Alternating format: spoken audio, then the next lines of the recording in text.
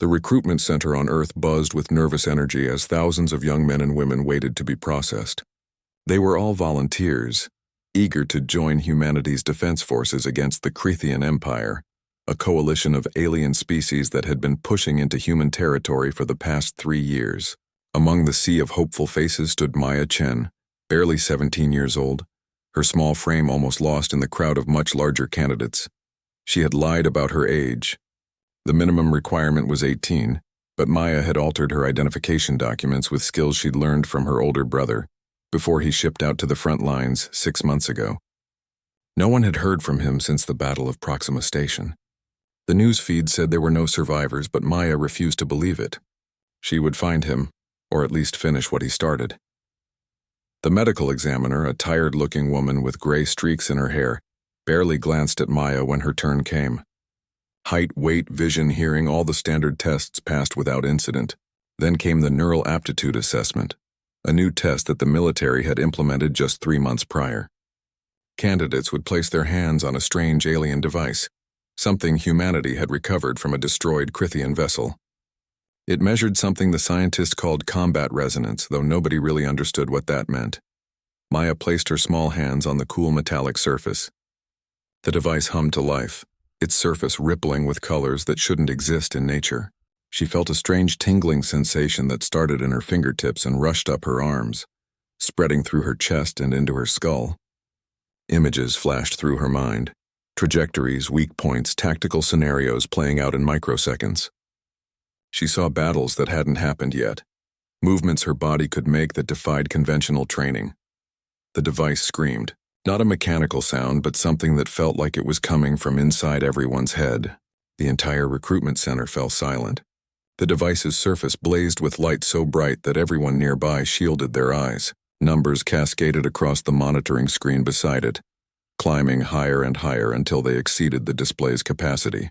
The examiner stumbled backward, her face pale with shock. Within minutes, Maya was surrounded by military officers, their uniforms decorated with ranks and medals she didn't recognize. They spoke in hushed, urgent tones using words like unprecedented and impossible readings. A general arrived within the hour, a scarred veteran named Torres who had fought in the first contact wars. He looked at Maya not with the dismissive glance adults usually gave her, but with something that might have been fear or awe. They took her to a secure facility that same day. No explanations, no phone calls home. Just a quick transport to an underground complex 300 miles from the recruitment center. Maya sat in a sparse room with white walls and a single mirror that she knew was one-way glass. She could feel eyes watching her, studying her, trying to figure out what the device had seen inside her mind. A woman entered the room eventually, wearing the black uniform of Special Operations Command. She was tall, athletic, with silver hair cut military short and eyes that had seen too many battlefields. She introduced herself as Commander Sarah Reeves and explained that Maya had scored higher on the combat resonance test than any human in recorded history. In fact, her score was higher than 90% of the Crethian warriors they had tested using captured prisoners. The Crethians were born warriors. Their entire civilization was built around combat prowess and military achievement. They had conquered 73 other species before encountering humanity. Each member of their species underwent genetic enhancement from birth, training from the moment they could walk, and lived for battle. The fact that a 17-year-old human girl with no formal training had outscored nearly all of them was impossible. Yet the data didn't lie. Commander Reeves explained the situation carefully. Humanity was losing the war, not quickly but steadily. The Crethian Empire had superior technology, greater numbers, and warriors who had been bred for combat across countless generations. Every battle was a struggle for survival. Earth's military was desperate for any advantage, and Maya's unprecedented scores suggested she might be that advantage. They wanted to fast-track her through training, put her on the front lines within weeks instead of months. Maya thought about her brother, about the messages that had stopped coming, about the last video call where he had smiled and told her to stay in school, to live a normal life, to be safe. She thought about the millions of humans living on colony worlds who woke up each day not knowing if a Crethian battle fleet would appear in their skies. She thought about what her mother would say if she knew her daughter was sitting in this room, being offered a chance to join the deadliest war in human history. She accepted without hesitation. The commander's expression barely changed, but something in her eyes suggested she had expected this response. Training would begin immediately. Maya would be placed in an experimental program, one that combined human military doctrine with techniques learned from studying Crithian combat methods. She would train with the best instructors, use equipment that most soldiers would never see, and be pushed beyond any reasonable limit. The washout rate for the program was 92%. Most candidates broke mentally or physically within the first week. Maya spent that first night in a small bunk, staring at the ceiling and wondering what she had gotten herself into. Tomorrow, her life as a civilian would end. Tomorrow, she would begin the transformation from a small girl with forged documents into something that could face the galaxy's most fearsome warriors. She felt fear curl in her stomach, but beneath it was something stronger. A burning determination that had been ignited the day her brother's messages stopped coming. In another part of the facility, Commander Reeves stood in a darkened observation room, watching Maya's sleeping form through remote cameras. Beside her, General Torres studied the data from the combat resonance test, his weathered face illuminated by the screen's glow. The numbers still didn't make sense. The projections based on her scores suggested capabilities that shouldn't be possible for any human, trained or otherwise. But they were running out of options, and desperate times called for desperate measures. If this girl could be even half of what the data suggested, she might change the course of the entire war. And if she couldn't, well, they would deal with that when the time came. Dawn came too early. Maya woke to blaring alarms and harsh lights flooding her small room. A voice over the intercom barked orders, telling her to dress in the combat fatigues laid out at the foot of her bed and report to Training Ground 7 in 5 minutes. She moved quickly, pulling on the unfamiliar clothing that fit her smaller frame surprisingly well. Someone had taken her measurements while she slept, apparently. The training ground was a massive underground facility carved from solid rock. The ceiling stretched so high above that it disappeared into artificial shadows. The floor was marked with various obstacle courses, combat rings, and what looked like firing ranges. 50 other candidates stood in formation, all of them older than Maya, most of them military veterans with combat experience. They stared at her as she jogged up, some with curiosity, others with barely concealed contempt. A few whispered among themselves, clearly wondering why someone so young and small was among them. Their instructor was a mountain of a man named Sergeant Kozlov. He had served in the Marines for 20 years, fought in 30 major engagements against the Crithians, and had more scars than Maya could count. When he spoke, his voice carried the weight of authority earned through blood and survival. He explained that this program was designed to create something new, a hybrid fighting style that combined human adaptability with Crithian aggression. Only the best would make it through. The rest would be reassigned to standard military units. The first test was simple: hand-to-hand combat. Each candidate would face Sergeant Kozlov himself in the ring for 2 minutes. The goal wasn't to win, that was impossible. The goal was to survive, to show resilience, to demonstrate that they could keep fighting even when completely outmatched. Maya watched as candidate after candidate entered the ring. Some lasted 30 seconds before being knocked unconscious. The best managed 1 minute and 40 seconds before being choked into submission. All of them left the ring bruised, bleeding, or limping. When Maya's turn came, the whispers grew louder. Some candidates laughed outright. The sergeant said nothing, just gestured for her to enter the ring. She climbed through the ropes, her heart hammering in her chest. Kozlov studied her with professional interest, clearly curious about why someone her size was in the program. He moved forward carefully, not wanting to seriously injure someone so obviously overmatched. Maya's body moved before her mind could process it. When Kozlov threw a testing jab, she wasn't where she had been a moment before. Her small frame darted to the side with speed that surprised even her. She saw his next move before he made it, read the shift in his weight, the angle of his shoulders, the way his eyes tracked her position. It was like the combat resonance test had awakened something inside her, a sixth sense that showed her the flow of battle.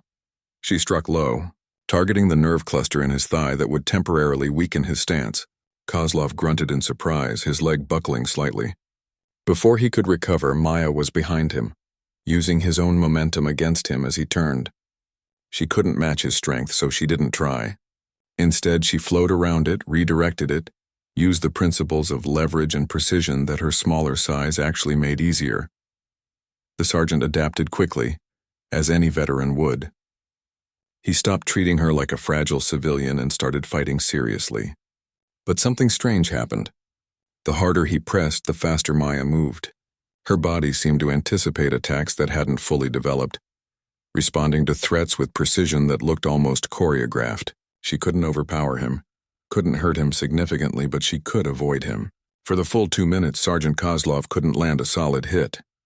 When the timer buzzed, the training ground was silent. Maya stood in the center of the ring, breathing hard but unmarked. Kozlov stared at her with an expression that mixed respect with disbelief. In 20 years of running this test, no one had ever avoided damage completely.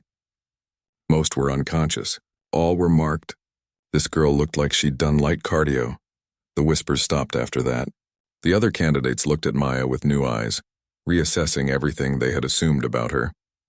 Commander Reeves watched from the observation deck above, her face carefully neutral, but her fingers drummed against the railing in a rhythm that suggested excitement. The data was correct. This girl was something unprecedented. Training intensified over the following days.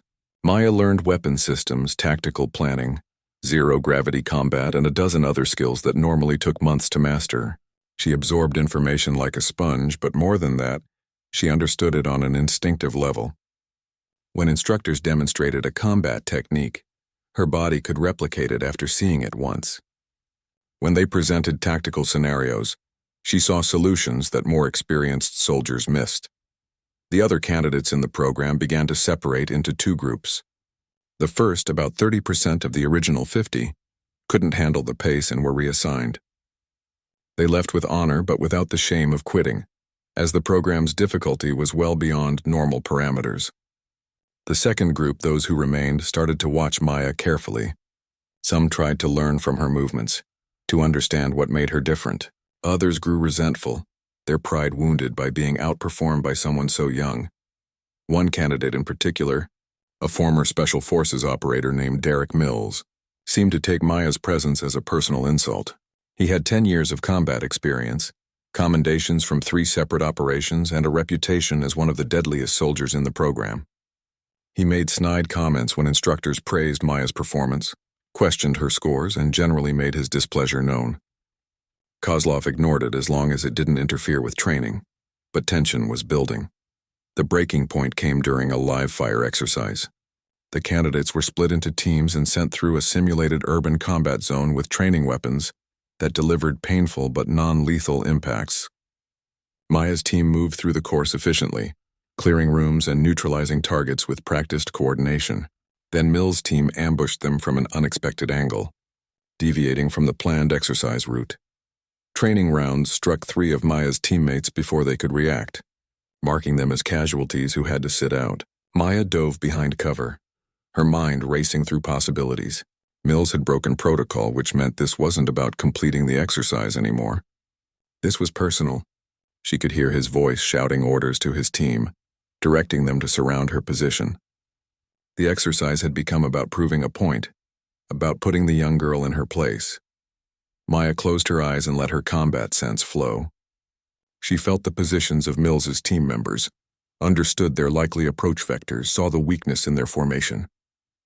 They expected her to defend or retreat. Neither would work against their superior numbers and positioning.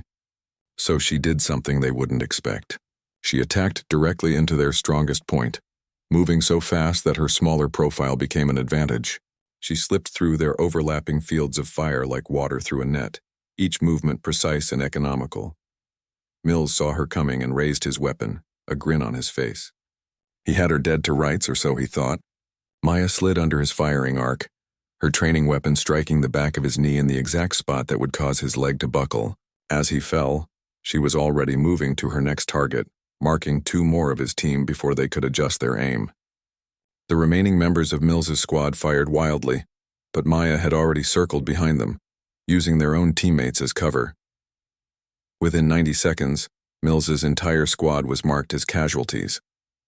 Maya stood in the center of the kill zone, breathing hard but unhurt. The observers in the control room watched in stunned silence. What she had just done shouldn't have been possible. not against trained soldiers with superior positioning and numbers. But the replay feeds didn't lie.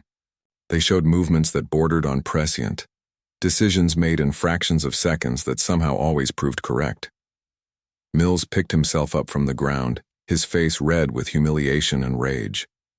For a moment, Maya thought he might attack her despite the exercise being over. Sergeant Kozlov's voice cut through the tension, ordering everyone back to the staging area for debrief. As the candidates filed out, Maya caught Commander Reeves watching from the observation window. The commander nodded once, a small gesture that somehow carried more weight than any spoken praise. 3 weeks into training, everything changed. Maya was in the middle of a simulated zero-gravity boarding action when alarms began blaring throughout the facility. Real alarms, not training exercises. The simulation shut down immediately, and Sergeant Kozlov's voice came over the intercom ordering all candidates to report to the briefing room immediately. The tone of his voice made it clear this wasn't a drill. The briefing room filled quickly with the remaining 32 candidates, all looking confused and concerned. Commander Reeves entered with General Torres and several other high-ranking officers Maya didn't recognize. The commander's face was grim as she activated the main display screen. It showed a star map with multiple red indicators spreading across human territory like a disease. The Crithian Empire had launched a major offensive. 20 battle groups had simultaneously attacked 15 different colony worlds along the outer rim. Human defense forces were being overwhelmed. 3 colonies had already gone dark, their communications cut off. Military command was calling up every available asset, and that included the experimental training program. Candidates who had completed at least 3 weeks of training were being deployed immediately to reinforce defensive positions. Maya felt her stomach drop. 3 weeks. She had exactly 3 weeks of training. Around her, the other candidates showed various reactions. Some looked eager, ready to finally put their training to use. Others appeared nervous, knowing that they were being thrown into combat far earlier than planned. Mills looked vindicated, as if this proved that playing soldier in training simulations was different from real warfare. Commander Reeves continued the briefing.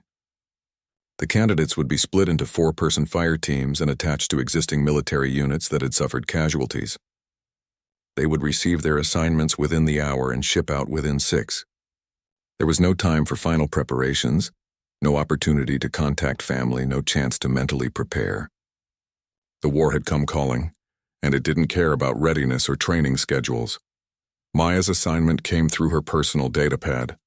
She would be joining the crew of the UNS Valor, a destroyer that had lost most of its marine complement during a running battle near the colony world of New Harmony. Her fire team consisted of 3 other candidates from the program: Jackson, a former police officer from Mars; Sarah, an engineer who had volunteered after her space station was destroyed; and unexpectedly, Derek Mills. The man who had tried to humiliate her during the exercise would now depend on her to keep him alive. The transport to the Valor took 8 hours through military slipspace corridors. The 4 team members sat in uncomfortable silence for most of the journey. Jackson tried to make small talk a few times, but Mills's hostile glare shut down any attempt at camaraderie. Sarah spent the time obsessively checking her equipment, a nervous habit that probably helped her cope with fear. Maya sat quietly thinking about her brother, wondering if he had felt this same mixture of anticipation and dread before his first deployment. The Valor was a veteran ship, its hull scarred by dozens of engagements. The crew moved with the efficiency of people who had learned to work together under fire. They gave the new arrivals curious looks but said little. Fresh meat was fresh meat, and the Marines aboard had learned not to get attached to new faces too quickly. Captain Helena Cross, a woman in her 50s with sharp eyes and a sharper tongue, briefed them on the situation during their arrival. New Harmony was under siege. A Crithian battle group had established orbit and was systematically destroying the colony's defensive installations. Civilian evacuation was underway, but transport ships were being picked off as they tried to escape. The Valor and 5 other destroyers were tasked with breaking through the Crithian blockade long enough to allow the transports to reach safe jump distance. It was a suicide mission dressed up in tactical language, and everyone knew it. Maya's team was assigned to one of the Valor's boarding pods. If the destroyer managed to get close enough to a Crithian vessel, they would attempt a boarding action to disable critical systems and create chaos. It was desperate tactics, but desperation was all humanity had left. The Crithians rarely bothered with boarding actions themselves, preferring to destroy enemy vessels outright. Their warriors considered close-quarter ship combat beneath them, which gave human forces a slim advantage in that specific scenario. The wait was worse than Maya had imagined. They sat in the boarding pod for hours as the Valor maneuvered into position, feeling every shudder as the ship's weapons fired and enemy shots impacted the shields. Damage reports filtered through the intercom, painting a picture of a battle going badly. 2 destroyers had already been destroyed. A third was limping away with critical damage. The Valor was holding together, but just barely. Then came the call they had been dreading and hoping for simultaneously. The Valor had managed to close distance with a Crithian cruiser. Boarding pods were launching in 30 seconds. Maya felt her heart rate spike, felt the combat resonance that had been humming quietly in the back of her mind suddenly roar to life. Her hands moved automatically, checking her rifle, her sidearm, the breaching charges on her belt. Beside her, Jackson whispered a prayer. Sarah's face had gone pale. Mills just stared ahead, jaw clenched. The launch felt like being shot from a cannon. The pod's engines burned hard, pushing them across the gap between ships in seconds. Crithian point defense systems tracked them, but the Valor's suppression fire kept most of the weapons occupied. 2 other pods weren't as lucky, their icons disappearing from the tactical display. Then came the impact as their pod struck the Crithian hull and began cutting through. The breach took 15 seconds that felt like 15 hours. Then the inner door blew open, and Maya got her first real look at the enemy. Crithian warriors were massive, easily 7 feet tall with 4 arms and exoskeletons that looked like they were grown rather than worn. They moved with predatory grace despite their size, and their weapons fired projectiles that could punch through standard combat armor like paper. 3 Crithians were waiting in the corridor beyond the breach point. Standard defensive position, just like the training simulations had predicted, except the simulations hadn't captured the reality of how fast they moved, how their compound eyes tracked multiple targets simultaneously, how their weapons hummed with barely restrained power. Jackson froze for a critical half-second, his training failing him in the face of actual alien warriors. Maya didn't freeze. The combat resonance showed her everything: the angle of the lead Crithian's weapon, the slight lag in the second warrior's reaction time, the third one reaching for an alarm that would summon reinforcements. She moved forward while her teammates were still processing, her rifle firing 3-round bursts with inhuman precision. The shots weren't aimed at the Crithian's center mass where their exoskeletons were strongest. Instead, she targeted joints, sensor clusters, the weak points that human intelligence had spent years identifying. The lead Crithian's weapon clattered to the floor as her rounds severed the artificial tendons in its upper right arm. The second warrior turned toward her, but she was already diving beneath its firing arc, her smaller size letting her move in ways the tall aliens couldn't easily track. She fired upward into the warrior's throat, one of the few unarmored spots on a Crithian body. It went down gurgling, its own blood shorting out its exoskeleton's power systems. The third Crithian managed to hit the alarm before Sarah's rifle fire stitched across its torso. The warrior staggered but didn't fall, its exoskeleton keeping it upright and functional despite wounds that would have killed a human. Mills finally snapped out of his shock and added his fire to Sarah's, the combined assault finally bringing the creature down. But the damage was done. The alarm was screaming, and they could hear the thunder of reinforcements approaching. Maya's mind raced through tactical options with computer-like speed. They had maybe 30 seconds before being overwhelmed. Continuing to the objective, the ship's reactor control, was impossible now. But the combat resonance was showing her something else, an alternative that the training simulations had never covered because it was too risky, too desperate. There was a power junction 15 meters down the side corridor. If they could overload it with the breaching charges, they could cascade a failure through this entire section of the ship, potentially disabling weapon systems and shields in this quadrant. She explained the plan in rapid-fire sentences as they moved, Jackson and Sarah following without question. Mills hesitated, his pride warring with his training, before grudgingly agreeing. They had 20 seconds. They reached the junction as the first Crithian reinforcements rounded the far corner.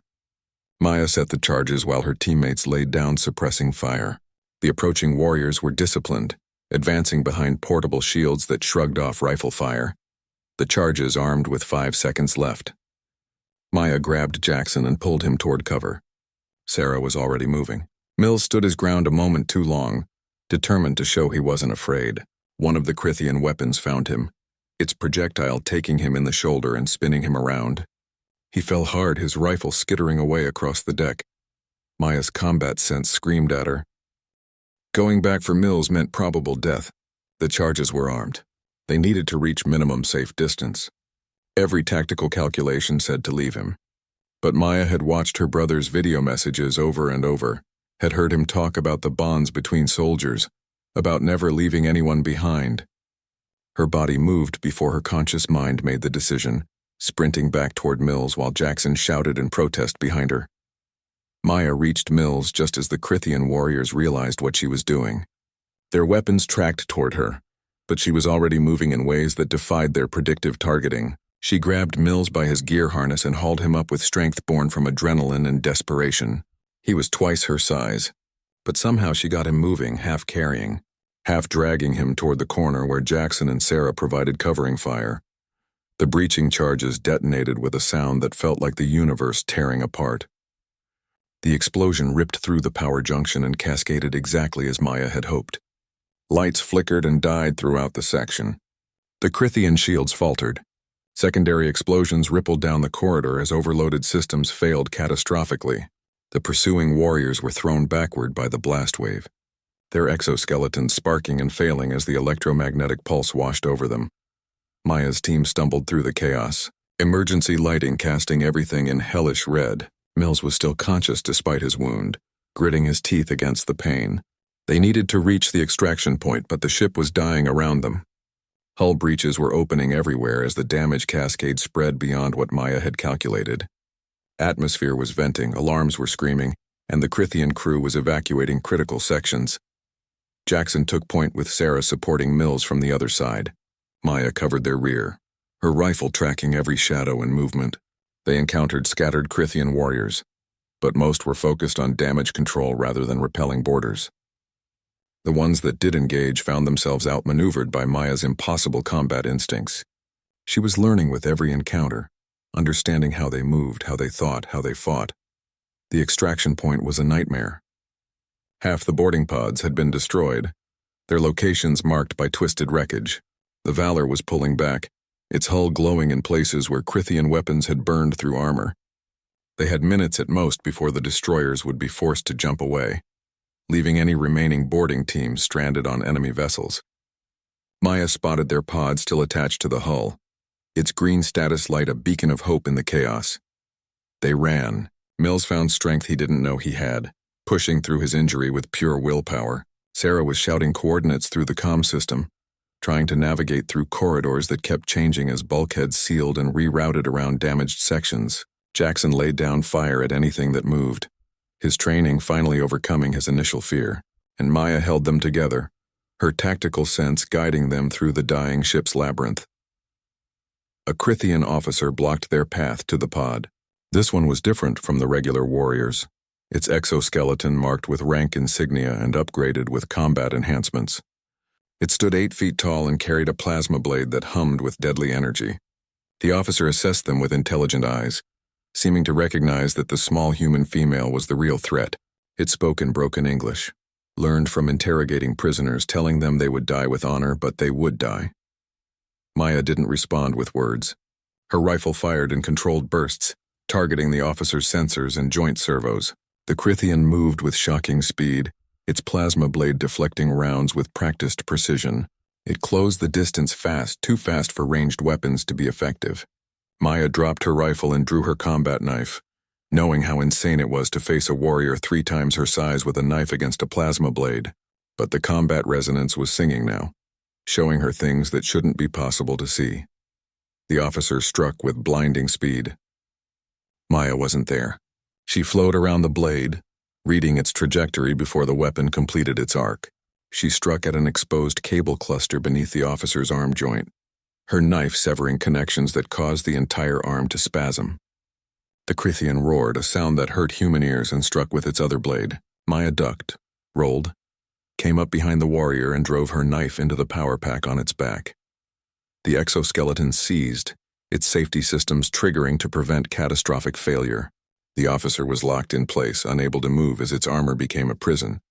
Maya didn't wait to see if it could override the lockdown. She grabbed her rifle, shouted for her team to move, and they sprinted the last 50 meters to the pod. Jackson hit the emergency seal while Sarah strapped Mills into a crash seat. Maya took one last look at the dying Crithian vessel before the pod's door slammed shut. The launch was even rougher than the approach. The Crithian cruiser's weapons were coming back online, tracking the fleeing pods with lethal intent. 2 more pods died before reaching the Valor, their occupants gone in flashes of superheated plasma. Maya's pod jinked and weaved, its pilot showing skills that bordered on supernatural. They slammed into the Valor's recovery bay so hard that Maya tasted blood, but they were aboard and the bay doors were sealing. The Valor jumped away seconds later, its slipspace drive tearing open a hole in reality and pulling the destroyer through before the Crithians could finish their targeting solutions. Maya felt the familiar nausea of faster-than-light travel wash over her, but she didn't care. They had survived. Mills was already being carried to medical. Jackson and Sarah were laughing with the manic energy of people who had faced death and somehow cheated it. Maya just felt numb. Captain Cross found her in the ready room an hour later. The captain's expression was unreadable as she reviewed the after-action reports on her datapad. Maya waited, expecting reprimand for the desperate gambit with the power junction, for the risks she had taken, for bringing her team back by luck as much as skill. Instead, the captain told her that the damage to the Crithian cruiser had been catastrophic. The ship had been forced to withdraw from the battle, and that withdrawal had created a gap in the blockade. 5 transport ships carrying 15,000 civilians had escaped through that gap. Maya had saved 15,000 lives on her first combat deployment. The captain's voice was carefully neutral as she delivered this information, but there was something in her eyes that might have been respect. She told Maya to get some rest, that the Valor would be in slipspace for another 6 hours before rejoining the fleet. Then she left, leaving Maya alone with the weight of what had just happened. Sleep didn't come easily. Maya lay in her cramped bunk, staring at the ceiling and replaying every moment of the battle. She had killed for the first time, not simulated enemies in training, but living beings who had thoughts and probably families. The fact that they were trying to kill her didn't make it feel less heavy. She thought about her brother, wondered if he had felt this same hollow sensation after his first battle. Mills appeared at her bunk the next morning. His shoulder was bandaged, but the medical team had patched him up well enough. He stood there awkwardly for a long moment before speaking. The words came hard, as if pride was fighting every syllable. He thanked her for coming back for him, admitted that he would have left her if their positions had been reversed. He said he had been wrong about her. That age and size didn't mean anything when you could do what she did. It wasn't exactly an apology, but for Mills it was probably as close as he could get. The Valor rejoined the fleet at New Harmony. The battle was over. Humanity had lost 2 destroyers and hundreds of lives, but the colony had been saved. The civilian transports were making their way to safer systems. It was a victory by the narrowest definition, a successful retreat dressed up with positive language. But it was more than humanity had managed in many recent engagements, and for exhausted soldiers, even small victories mattered. Commander Reeves was waiting when Maya disembarked. The commander had watched the entire boarding action through the pod's tactical feeds. She had seen every move Maya made, every impossible decision that somehow proved correct.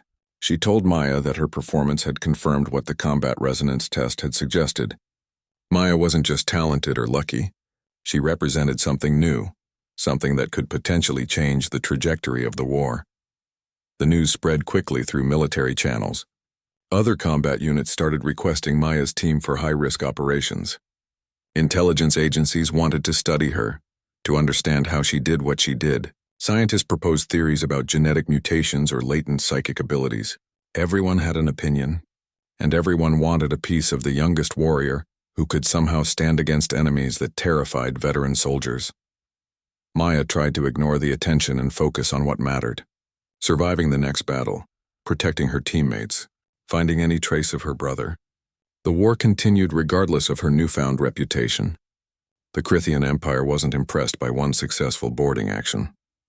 They had been conquering civilizations for centuries, and one dangerous human didn't change their strategic calculations. But Maya was learning, growing, becoming more dangerous with EA. She engagement, and somewhere in the back of her mind, the combat resonance kept showing her things, teaching her things, preparing her for battles yet to come. 6 months passed in a blur of combat operations and brief respites between battles. Maya's team had been deployed 17 times, each mission more dangerous than the last. They had boarded enemy vessels, defended colony worlds, and participated in operations that officially didn't exist. Jackson had become like an older brother, protective but respectful. Sarah had evolved from nervous engineer to stone-cold combat technician. Even Mills had settled into grudging acceptance, though he still struggled with his pride. The war was not going well for humanity, despite tactical victories here and there. The Crithian Empire continued its methodical advance, taking systems and consolidating control. Every world they captured was stripped of resources and conscripted into their war machine. Humanity's forces were spread thin, trying to defend too many places at once. Military analysts projected complete collapse within 2 years if the current trajectory continued. Then intelligence intercepted communications about something called the Proving Ground. The Crithian Empire had a tradition stretching back thousands of years. When they conquered a species, they would select champions from the defeated race and pit them against Crithian warriors in ritual combat. It served multiple purposes: propaganda, entertainment for the masses, and a way to assess whether conquered species had any genetic traits worth incorporating into their breeding programs. The communication suggested the Crithians were planning to establish a proving ground for humanity. Commander Reeves brought Maya the news personally. The Crithian High Command had become aware of her through their intelligence networks. They knew about the boarding actions, the impossible survival rate, the tactical victories against overwhelming odds. They were fascinated by her, viewing her as an anomaly worth studying. They had issued a formal challenge through back channels, offering humanity a deal that seemed too good to be true. The Crithians would select their finest warrior, a champion who had never been defeated in 200 battles across 30 conquered worlds. Maya would face this champion in single combat at a neutral location. If she won, the Crithians would withdraw from 3 contested systems, granting humanity breathing room and valuable resources. If she lost, humanity would surrender those same 3 systems without resistance. Both sides would honor the outcome as binding. Maya's first reaction was that it was obviously a trap. The Crithians didn't negotiate, didn't offer concessions. They conquered through overwhelming force and accepted nothing less than total victory. Commander Reeves agreed it smelled wrong, but military command was desperate. 3 systems represented hundreds of millions of lives and strategic resources humanity desperately needed. Even a small chance was worth considering. The intelligence analysis painted a clearer picture over the following days. The Crithian Empire was not monolithic. Different factions competed for influence and resources. One faction, the traditionalists, believed the empire had grown soft by relying on technology and numbers rather than individual warrior excellence. They wanted to prove that Crithian superiority came from genetic and cultural supremacy, not just bigger fleets. This challenge was their attempt to demonstrate that superiority, while also studying humanity's most dangerous warrior up close. Maya spent 3 days thinking about the offer. She watched news feeds showing refugee convoys fleeing ahead of Crithian battle groups. She read casualty reports from battles where human forces were simply overwhelmed by superior numbers. She thought about her brother, still missing, possibly held in some Crithian prison camp if he had been lucky enough to survive. And she thought about the 15,000 civilians whose lives she had saved during her first mission, wondering how many more could be saved if she accepted. She told Commander Reeves she would do it. The commander had expected this answer but still looked troubled. She explained the reality of the situation with brutal honesty. The Crithian champion was essentially superhuman by any standard. Genetically enhanced from birth, trained since childhood, equipped with the finest technology the Empire could provide. It had killed hundreds of opponents in ritual combat, including champions from a dozen other conquered species. Every analysis suggested Maya would die within minutes of engaging, but Maya had something the analysts couldn't quantify. The combat resonance had grown stronger with each battle, showing her patterns and possibilities that shouldn't exist. She could read opponents like books, see attacks before they developed, exploit weaknesses that seemed invisible to others. It wasn't psychic ability or supernatural power. It was something deeper, something fundamental about how her brain processed combat information. If there was even a chance of victory, she had to take it. The proving ground was established on a moon orbiting a gas giant in neutral space. Both sides sent delegations, though humanity's consisted of a single destroyer with Maya and her team aboard, while the Crithians brought an entire battle group. The arena itself was ancient, built by a species the Crithians had conquered millennia ago. Stone walls rose hundreds of feet high, surrounding a circular combat floor marked with symbols from forgotten wars. Viewing platforms lined the walls, filled with Crithian observers who had come to witness what they assumed would be an easy victory. Maya stood in the preparation chamber beneath the arena, checking her equipment for the 100th time. She wore light combat armor, reinforced at critical points but designed for mobility rather than protection. Her weapons were a combat knife and a short staff, chosen because they matched what her combat sense told her would be most effective.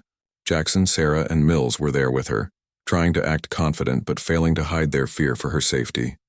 Commander Reeves appeared in the doorway. She carried something wrapped in cloth which she carefully unfolded to reveal a small data chip.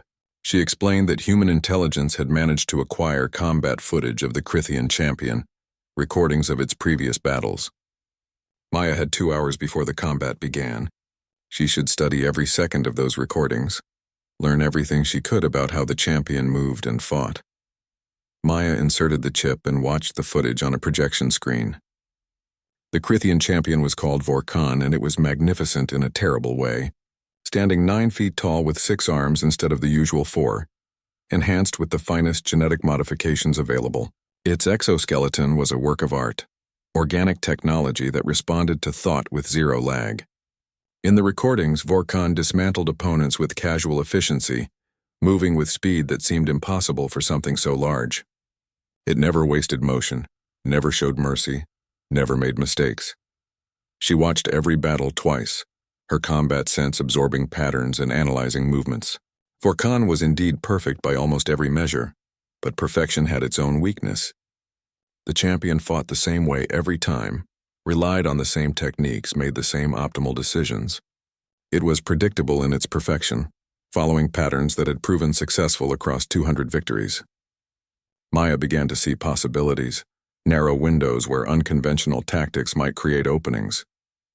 The preparation time ended too quickly. Guards came to escort Maya to the arena entrance. Her team said their goodbyes, each in their own way. Jackson hugged her hard and told her to stay alive. Sarah gave her a lucky charm, a small piece of tech from her home station that had survived its destruction. Mills shook her hand and said something that shocked her. He told her she was the best soldier he had ever served with, and it had been an honor. Then Maya walked alone through the tunnel toward the arena. The sound hit her first, the roar of thousands of Crithian voices raised in anticipation. The light came next, harsh and bright after the dimness of the tunnel. And finally she saw Vorkan waiting in the center of the arena, a giant among giants, a warrior who had never known defeat. It studied her with compound eyes, probably confused why the humans had sent someone so small and young. The arena master, a Crithian elder with ceremonial armor, announced the terms of combat in both languages. Single combat to submission or death, no outside interference. Victory would be honored by both sides as agreed. The master raised one of its forearms, then brought it down in a sharp gesture. The combat had begun. Vorkan moved first, closing the distance with shocking speed. Maya's combat sense screamed warnings, showing her a dozen ways the next few seconds could kill her. She didn't try to match the champion's strength or speed directly. Instead, she moved laterally, using the arena's space to avoid being cornered. Vorkan's first strike missed by inches, its plasma blade leaving a glowing trail where Maya's head had been a moment before. The champion adjusted instantly, following up with a combination attack that utilized all 6 arms in devastating coordination. Maya flowed between the strikes, her smaller size letting her move in spaces Vorkan couldn't easily reach. She struck back when opportunities presented themselves, her staff targeting joints and sensor clusters. The impacts didn't hurt the champion, its armor too sophisticated, but they fed information into Maya's combat sense. She was learning its patterns, understanding how it compensated and adapted. The battle continued, Maya dancing on the edge of death while thousands watched. The Crithian observers had expected a quick execution, but minutes passed and the small human still lived. Some began to watch more carefully, recognizing that something unusual was happening. Vorkon remained confident, adjusting its tactics but showing no concern. It had faced desperate opponents before, had seen every trick and technique that warriors could devise. This human was skilled, but skill alone wouldn't overcome the fundamental advantages of size, strength, and experience. Maya could feel her body tiring. The constant movement, the absolute focus required to avoid Vorkon's attacks was draining her reserves faster than she had anticipated. Sweat ran into her eyes. Her breathing came harder. The champion, by contrast, showed no signs of fatigue. Its enhanced physiology could maintain peak performance for hours. This was a war of attrition Maya couldn't win through conventional means. She needed to change the paradigm of the fight. Vorkon expected opponents to either defend desperately or attack futilely. Both strategies led to the same outcome, the champion wearing them down until it could deliver a finishing blow. Maya's combat sense had been gathering data throughout the battle, analyzing every movement, every reaction, every micro-adjustment Vorkon made. Now it was showing her something dangerous, a pattern she could exploit if she was willing to take an enormous risk. The champion had a tell, so subtle that conscious observation would never catch it, but Maya's enhanced combat perception saw it clearly. Whenever Vorkon prepared for a decisive strike, intending to end the battle, it shifted its weight fractionally to its rear legs. The movement lasted microseconds and preceded the attack by perhaps half a second. That tiny window was the only advantage Maya would get. She began to push Vorkon, deliberately taking more risks, landing strikes that still didn't damage but that suggested growing desperation. She let her guard slip incrementally, making mistakes that seemed to come from exhaustion. The champion recognized the pattern. Its prey was breaking down, reaching the limit of physical endurance. Vorkon began to prepare for the kill, calculating the optimal moment to strike. Maya saw the weight shift. Her combat sense exploded with information, showing her the exact angle and timing of the coming attack. Vorkon's upper right arm would strike high while its middle arm swept low, a combination designed to give her no escape route. The attack would come in 0.3 of a second. Maya had perhaps 1/10 of a second to act before being committed to a defensive reaction that would leave her vulnerable. She did something no warrior in 200 battles had ever done to Vorkon. She attacked directly into the champion's strike zone, moving forward when every survival instinct screamed to move back. Her staff wasn't aimed at Vorkon's armor or weapons. It targeted the champion's lower left leg, specifically a joint where organic tissue met mechanical enhancement. She struck with every ounce of strength she had remaining, channeling all her momentum into a single point. The joint buckled, not broke. Vorkon's enhancements were too sophisticated for that, but it buckled enough to throw off the champion's carefully calculated attack. The high strike passed over Maya's head by a fraction of an inch. The low sweeps missed entirely as Vorkon's stance shifted to compensate for the unexpected joint failure. For the first time in the battle, the champion was off balance, its perfect form disrupted. Maya pressed the advantage with everything she had. Her combat sense was singing now, showing her the cascade of compensatory adjustments Vorkon's body was making to recover balance. Each adjustment created new opportunities, tiny windows of vulnerability that existed for fractions of seconds. She struck at sensors, at exposed actuators, at the weak points where armor segments met. None of the strikes were individually decisive, but together they were creating chaos in Vorkon's systems. The champion roared in frustration, a sound that echoed through the arena and silenced the crowd. It had never been pushed like this, never felt its absolute control over a battle slip away. Vorkon abandoned elegant technique in favor of overwhelming force, all 6 arms striking in a barrage that would pulverize anything it connected with. Maya saw the attacks coming through her combat sense, but there were too many, coming too fast. Even her enhanced perception couldn't find safe paths through the assault. She went low, dropping into a slide that took her between Vorkon's legs. The champion's strikes impacted the stone floor behind her, sending cracks radiating through ancient rock. Maya came up on the champion's blind side, her knife finally finding purchase in a gap between armor plates. The blade sank 3 inches into organic tissue, drawing first blood. Vorkon spun with terrifying speed, one massive hand catching Maya across the chest and sending her flying. She hit the arena wall hard enough to crack ribs, the pain white-hot and immediate. Blood filled her mouth. Her vision swam. The champion advanced with deliberate steps, recognizing that its opponent was finally truly hurt. The experimental tactics had been interesting, but the outcome was inevitable. Size and power would triumph as they always did. Maya struggled to her feet, each breath agony from her damaged ribs. Her staff lay broken 15 feet away. Her knife was still embedded in Vorkon's side, a minor wound the champion barely seemed to notice. She had no weapons, failing stamina, and an opponent that was just getting started. Every tactical calculation said she had lost. Surrender now might mean survival. Continuing meant almost certain death. She thought about her brother's last video message about how he had talked about never giving up, about fighting for those who couldn't fight for themselves. She thought about the three systems hanging in the balance, the millions of lives that would be affected by the outcome of this battle. She thought about Jackson, Sarah, and Mills watching from the delegation box, probably thinking they were about to see her die. And she thought about all the battles yet to come, all the times humanity would need someone to stand against impossible odds. Maya's combat sense suddenly shifted, showing her something it had never shown before. Not tactics or movements or attack patterns, but something deeper. A fundamental understanding of what Vorkon was, how it thought, what drove it.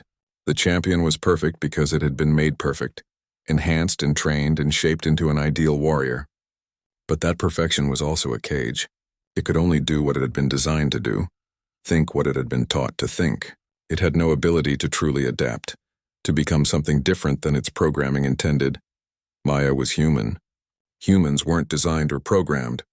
They were chaotic, unpredictable, capable of doing things that made no logical sense. That adaptability, that fundamental stubbornness to keep fighting even when fighting was irrational, was humanity's greatest weapon. Not technology or tactics or superior numbers, but the simple refusal to accept defeat even when defeat was inevitable. Vorkon charged, intending to finish the battle with overwhelming force. Maya stood her ground, waiting, every muscle in her body screaming in protest. The champion closed to striking distance, all 6 arms raised for the killing blow. Maya saw it all in perfect clarity through her combat sense, understood exactly what was coming and when. She waited one more microsecond until Vorkon was fully committed to the attack pattern, unable to adjust or compensate. Then Maya did something completely insane. She jumped straight up, using the last of her strength to launch herself higher than should have been possible for someone her size with broken ribs. Vorkon's strikes passed beneath her, the champion's own momentum carrying it forward into the space where its opponent had been. Maya came down on Vorkon's shoulders, her hands finding purchase on the champion's helmet. She wrenched hard, leveraging her full body weight in a twisting motion. The helmet seals broke, not designed to withstand rotational stress from that angle. It came free with a snap of breaking connections. Vorkon's head was suddenly exposed, the complex sensory organs that gave it such perfect combat awareness now vulnerable to damage. Maya drove her elbow down with all remaining strength, striking the cluster of optical sensors on the left side of the champion's skull. Vorkon screamed, its vision suddenly compromised. It reached back with multiple arms to tear Maya away, but she had already dropped, rolling beneath another wild swing. The champion was operating half-blind now, its perfect form disrupted by injury and system failures. For the first time in 200 battles, Vorkon felt something it had never experienced before. Doubt. Maya saw the opening her desperate gambit had created. She retrieved her knife from Vorkon's side, the champion too disoriented to prevent it. The combat sense showed her one final option, one last desperate strike that might end the battle. It required getting close again, putting herself in range of those 6 deadly arms. But she was out of time and options. This was her only chance. She advanced on Vorkon, watching the champion track her with its remaining sensors. The Crithian warrior was adjusting, compensating for the damaged vision still dangerous despite its injuries. It struck at her, movements less precise but still deadly. Maya flowed through the attacks one last time, her body running on willpower and muscle memory. She got inside Vorkon's guard, finding that critical distance where size became a disadvantage. Her knife found the power coupling. On Vorkon's exoskeleton, the central node that distributed energy to all the suit's systems. She drove the blade home and twisted, severing connections and overloading circuits. The exoskeleton seized, its power systems cascading into failure. Vorkon was suddenly carrying hundreds of pounds of dead weight, its enhanced strength stripped away as the suit locked up. The champion fell to one knee, its 6 arms pinned by the failed exoskeleton.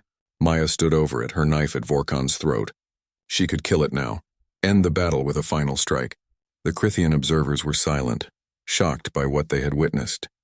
The arena master watched intently, waiting to see if the human would show mercy or deliver death. Maya stepped back, lowering her knife. She told Vorkon in broken Crithian that the battle was over, that she claimed victory. The champion could live with the knowledge that it had been defeated, that its perfect record was broken by someone a third its size. Death would be mercy. Living with defeat would be the true punishment. The arena master declared Maya the victor. The Crithian observers erupted in mixed reactions, some angry at the unexpected outcome, others showing what might have been respect for the warrior who had achieved the impossible. Commander Reeves and Maya's team rushed into the arena, catching her as her legs finally gave out. She had won, but the cost had been everything she had left to give.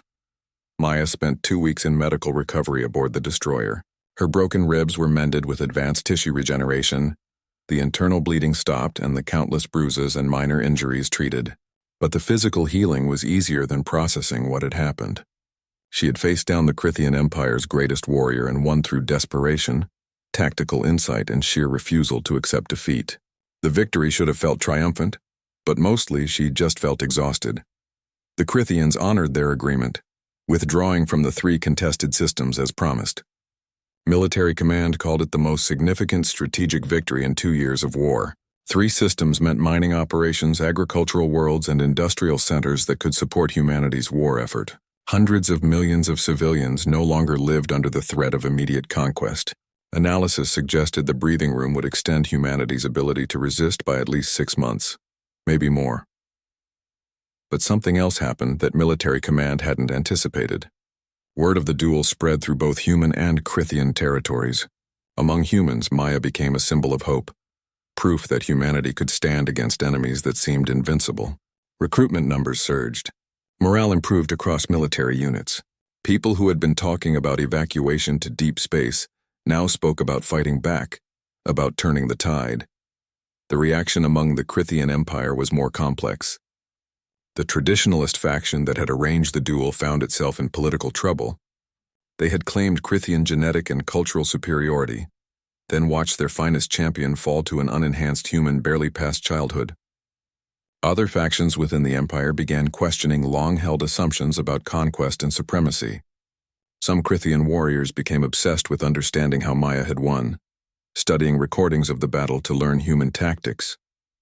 Commander Reeves visited Maya's medical bay with unexpected news. Intelligence had intercepted Crithian communications indicating that Vorkon had requested an audience with Maya before the human delegation departed. It was unprecedented. Defeated champions typically lived in exile, their shame too great to remain in public view.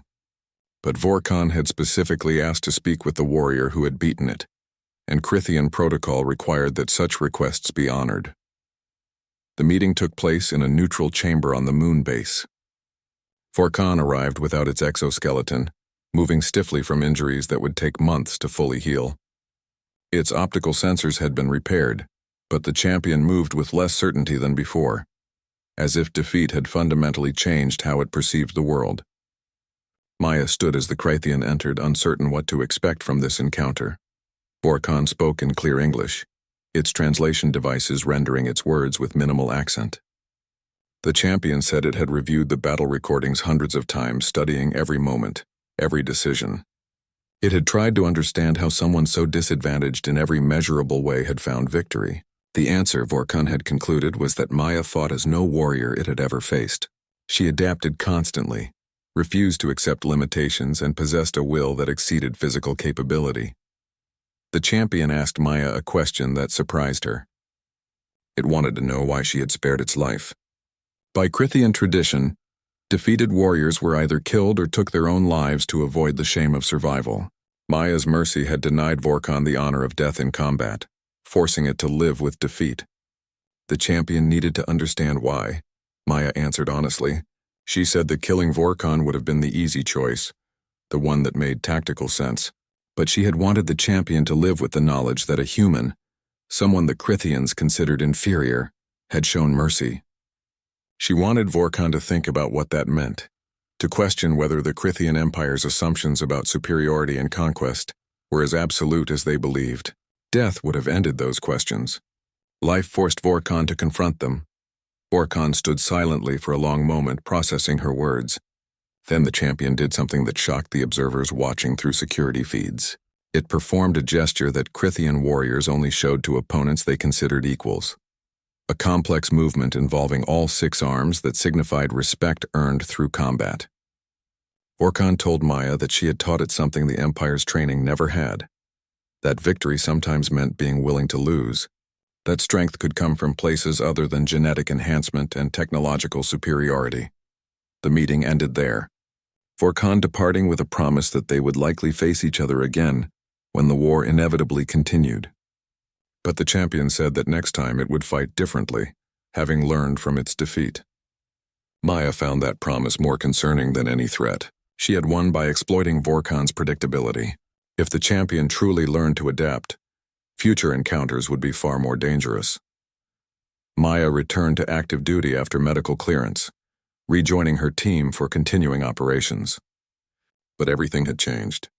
She was no longer just another soldier or even an exceptional one. She had become a symbol, both inspiring and burdensome. Other units requested her presence for operations, believing her involvement increased chances of success. Military intelligence wanted her input on Crithian tactics. Political leaders wanted to use her image in recruitment campaigns. The attention wore on her. Maya had never sought fame or recognition. She had enlisted to find her brother and fight for humanity's survival. Now she was expected to be something more than a soldier, to represent hope and possibility for millions of people. Commander Reeves helped manage the pressure where she could, running interference with political types and keeping Maya focused on practical concerns. But even the commander couldn't completely shield her from the reality of what she had become. 5 months after the duel at the proving ground, Maya received the message she had been waiting for since the day she enlisted. Intelligence had located prisoners from the Battle of Proxima Station in a Crithian detention facility on the edge of occupied space.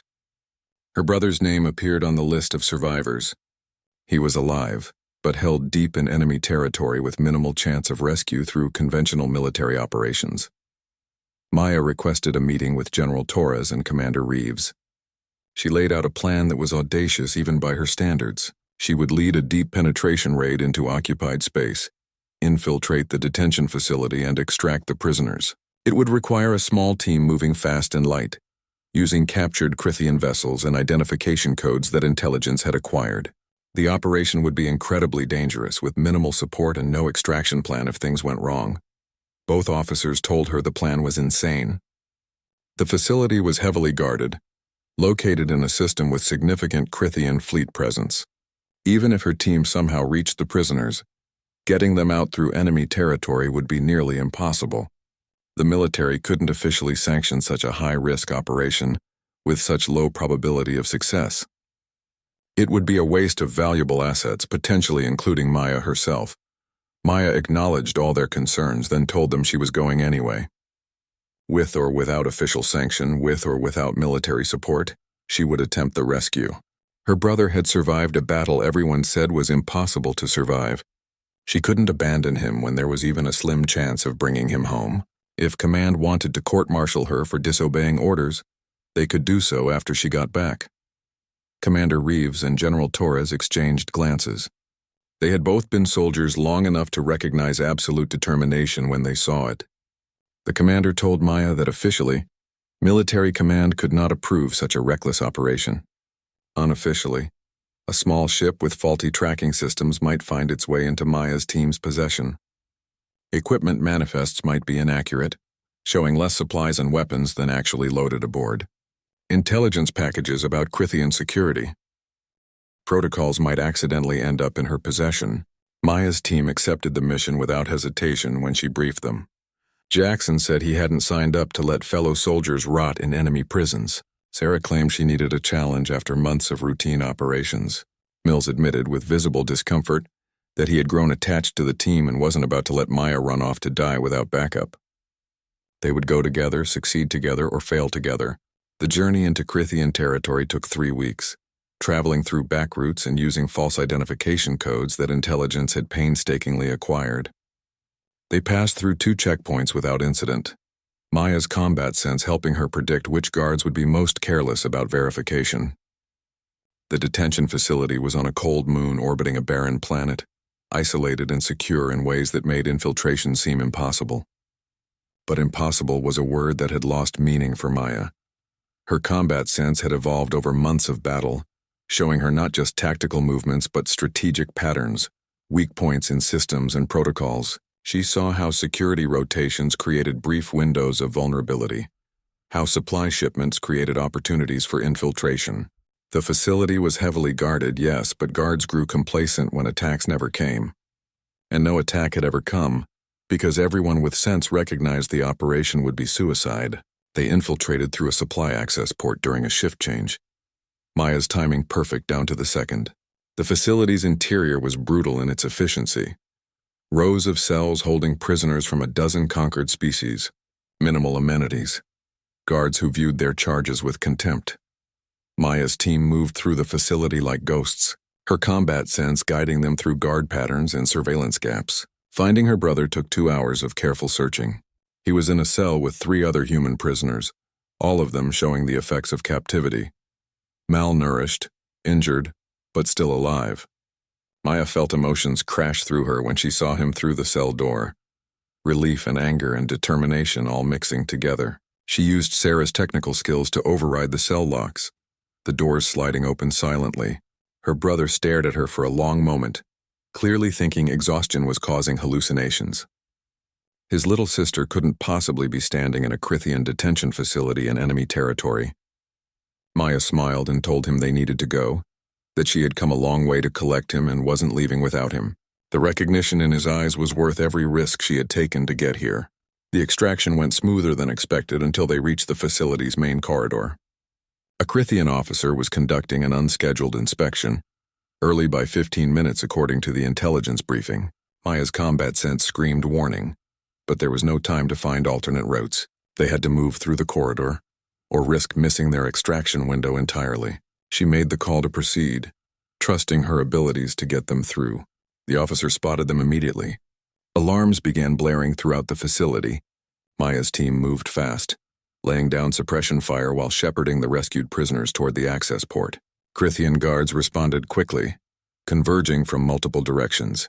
The situation degraded into a running firefight, exactly the kind of prolonged engagement that would get them all killed. Maya fell into the calm center of combat that she had learned to access. Her combat sense showed her everything: guard positions, firing angles, the optimal path through chaos. She directed her team with perfect precision, each instruction timed to exploit momentary openings. Jackson and Mills provided covering fire from positions that Maya guided them to, spots where architecture created natural advantages. Sarah kept the rescued prisoners moving, her engineer's mind finding paths through the facility's layout. They reached the access port with Crithian reinforcements closing in from 3 directions. The small ship they had stolen was waiting, engines already hot for immediate departure.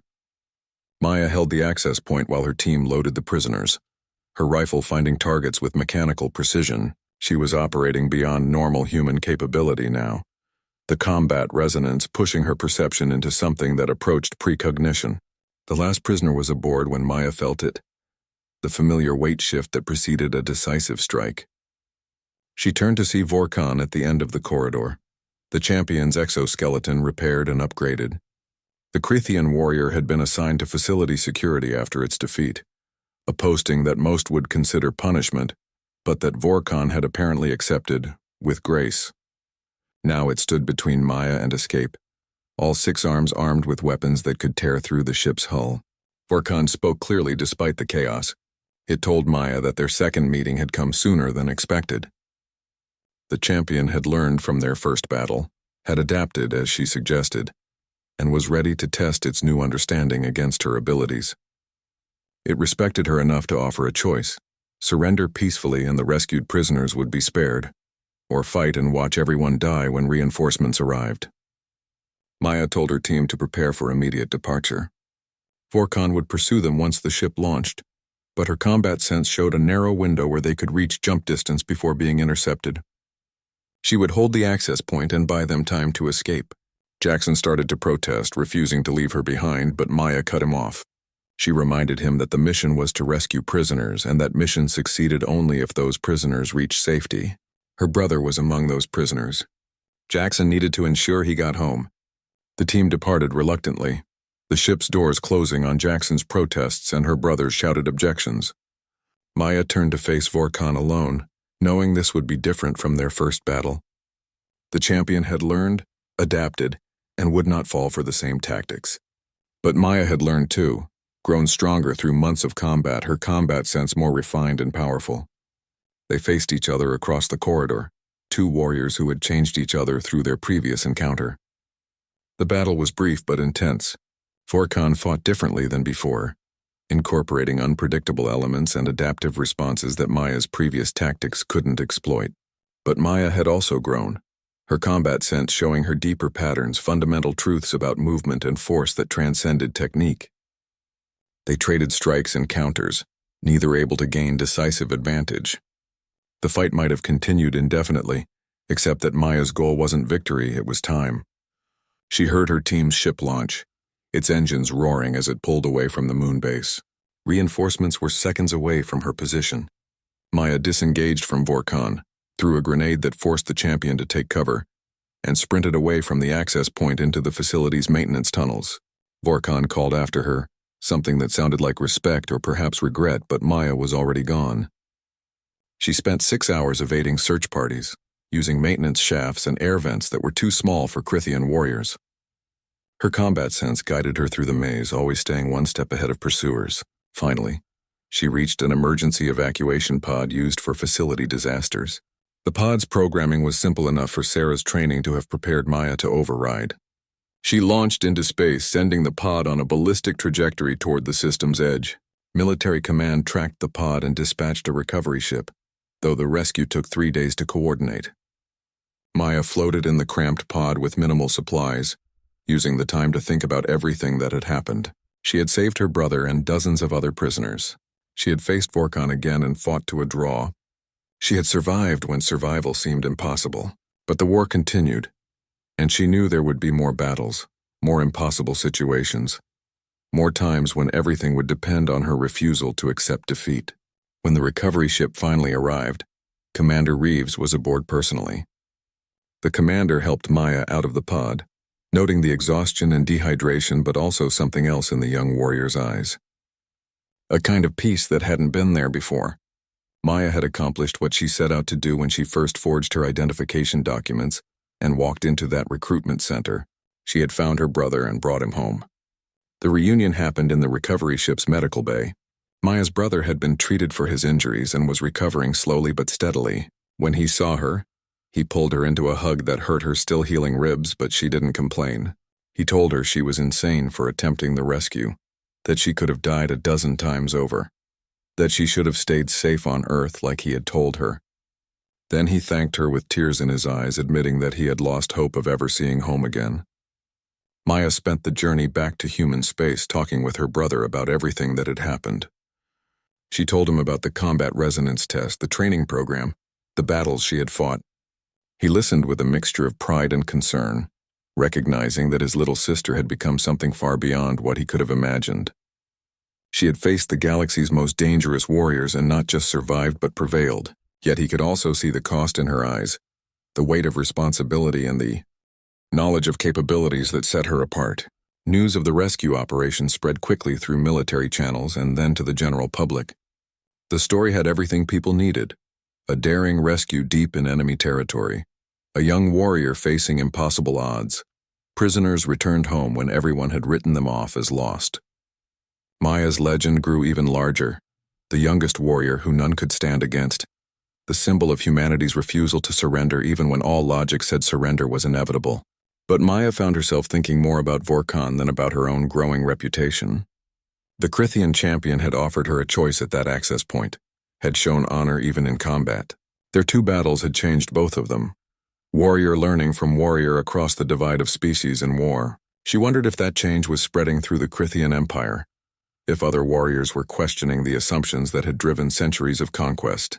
Commander Reeves confirmed those thoughts during a private briefing 6 weeks after the rescue. Intelligence indicated that something was shifting within the Crithian Empire. The defeat of Vorkon and Maya's subsequent successful deep penetration raid had caused fractures in the Empire's political structure.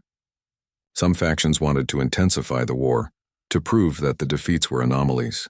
Others were questioning whether humanity should be conquered at all, whether a species capable of producing warriors like Maya deserved to be absorbed rather than destroyed. The questioning was spreading beyond political factions to the warriors themselves. Captured Crithians were showing different attitudes during interrogation, less absolute certainty about their superiority, more curiosity about human tactics and culture. Some were even requesting information about Maya specifically, wanting to understand what made her different. It was a small shift, but intelligence analysts suggested it might represent the beginning of something larger. General Torres called a strategic planning session that included Maya, Commander Reeves, and several other high-ranking officers. The general laid out the situation with characteristic bluntness. Humanity was still losing the war in terms of territory and resources, but something had changed in the psychological dynamics. The Crithians were no longer certain of inevitable victory. That uncertainty created opportunities for negotiation, for finding paths to peace that didn't involve humanity's extinction or enslavement. But those opportunities required leverage, demonstrations that humanity could continue to resist effectively, even against superior forces. Military command wanted to create a new unit, built around the principles Maya embodied. Small teams of highly capable warriors using adaptive tactics and unconventional strategies. The unit would conduct operations similar to the prison rescue, striking targets the Crithians considered secure, demonstrating that nowhere in their empire was truly safe. Maya would lead the unit, training others to develop their own combat sense, teaching them to fight beyond their apparent limitations. Maya accepted the assignment, but with conditions. She wanted her current team, Jackson, Sarah, and Mills, as the core of the new unit. She wanted operational autonomy, freedom to select targets and plan operations without excessive oversight. And she wanted Commander Reeves as the unit's liaison to military command, someone who understood what they did and would fight for their needs. General Torres agreed to all conditions without hesitation, recognizing that Maya's demands were reasonable and necessary. The new unit, designated Shadow Squadron, though they would rarely operate as a full squadron, began training within a month. Maya selected candidates carefully, looking not for the biggest or strongest or most experienced, but for those who showed potential for adaptive thinking and unconventional approaches. She taught them what she had learned through combat, that limitations were often mental rather than physical, that unpredictability was a weapon more powerful than any technology, that refusing to accept defeat created possibilities that logic said shouldn't exist. Over the following year, Shadow Squadron conducted 37 operations deep in Crithian territory. They rescued prisoners, destroyed strategic facilities, assassinated political leaders who advocated for humanity's extermination, and generally made the Crithians understand that their empire had vulnerabilities. Not every operation succeeded. They lost people, good soldiers who died trying to achieve impossible objectives. But they accomplished enough that the Crithian leadership had to acknowledge a troubling truth: humanity would not be easily conquered. Peace negotiations began in the second year after Maya's duel with Vorkon. Both sides were exhausted by the grinding war, neither able to achieve decisive victory. The Crithian Empire proposed terms that shocked human negotiators. Instead of demanding surrender, they offered a treaty recognizing human sovereignty over current territories. There would be borders, trade agreements, cultural exchanges, but no conquest. The empire would withdraw from contested systems and acknowledge humanity as an independent civilization rather than a target for absorption. Military analysts spent weeks trying to understand why the Crithians would offer such favorable terms. The answer came from an unlikely source. Vorkon requested another meeting with Maya, this time through official diplomatic channels. The champion, now serving as an advisor to the Crithian leadership, wanted to explain the Empire's thinking directly. They met on a neutral station, this time as representatives of their respective civilizations rather than as warriors in combat. Vorkon explained that Maya had done more than defeat a champion in ritual combat. She had demonstrated something the Crithian Empire had forgotten over centuries of easy conquests. That worth wasn't determined by genetic enhancement or technological superiority, but by the refusal to surrender one's identity and freedom. Humanity's resistance had reminded the Empire of its own origins, when Crethians had fought against their own oppressors, long before they became conquerors themselves. The champion told Maya that she had changed the Empire's trajectory, not through destruction but through example. Young Crithian warriors now studied her tactics, her philosophy, her ability to fight beyond apparent limitations. Some were questioning whether conquest was truly the highest purpose, whether the Empire might find greater meaning in cooperation than domination. It was a slow change, one that would take generations to fully manifest, but it had begun. And it began because one young human had refused to accept that size or strength or experience determined the outcome of battle. Maya listened to all this with mixed emotions. She had never sought to change an empire or represent humanity's potential. She had just wanted to find her brother, to survive each battle, to help others when she could. The larger implications of her actions felt overwhelming, a responsibility she had never asked for and wasn't sure she wanted. But Vorkon assured her that responsibility wasn't something one chose. It came from actions taken, from standing when others fell, from refusing to accept defeat even when defeat seemed certain. The peace treaty was signed 3 months later. It wasn't perfect and tensions remained high in border regions, but the existential threat to humanity's survival was lifted. The war that had consumed millions of lives and dozens of worlds was over, replaced by an uneasy but genuine peace. Military forces remained on alert, but soldiers could return home, colonies could rebuild, and humanity could look toward futures that didn't involve daily survival against impossible odds. Maya was offered countless honors, medals, promotions, speaking tours, political positions. She declined most of them, accepting only a simple commendation for service and the right to return to obscurity. She had done what she set out to do. Her brother was home and recovering. Humanity had survived. The rest was just noise that didn't interest her. Commander Reeves found her in Shadow Squadron's training facility 6 months after the treaty signing. Maya was working with new recruits, teaching them the fundamentals of adaptive combat. The commander watched quietly for a while before speaking. She told Maya that General Torres was retiring and had recommended Reeves for promotion. The commander wanted Maya to continue leading Shadow Squadron, not for war but for the peace that would follow. There would still be threats, still be situations that required warriors who could do the impossible. Would Maya stay and face those challenges? Maya looked at the recruits she was training. Young soldiers who reminded her of herself before the combat resonance test changed everything. She thought about Vorkon's words about responsibility coming from actions taken. She thought about all the people who would need someone to stand for them when standing seemed pointless. And she thought about her brother's message about fighting for those who couldn't fight for themselves. She told Commander Reeves she would stay, but on her own terms. She would train others, lead missions when necessary, and help humanity prepare for whatever came next. But she wouldn't be a symbol or a propaganda tool or anything other than a soldier doing her job. The commander smiled and said that was exactly the answer she had hoped for. That the galaxy needed warriors who understood their purpose wasn't glory but service. Years passed. Maya trained hundreds of soldiers in the methods she had developed, spreading the understanding that human potential exceeded apparent limitations. Some showed talent for the combat resonance, that strange ability to read battle patterns and move beyond normal reaction. Others simply learned to fight smarter, to refuse defeat, to adapt when adaptation seemed impossible. Shadow Squadron became legendary not for its victories but for its philosophy, that any challenge could be overcome by warriors willing to think beyond conventional limits.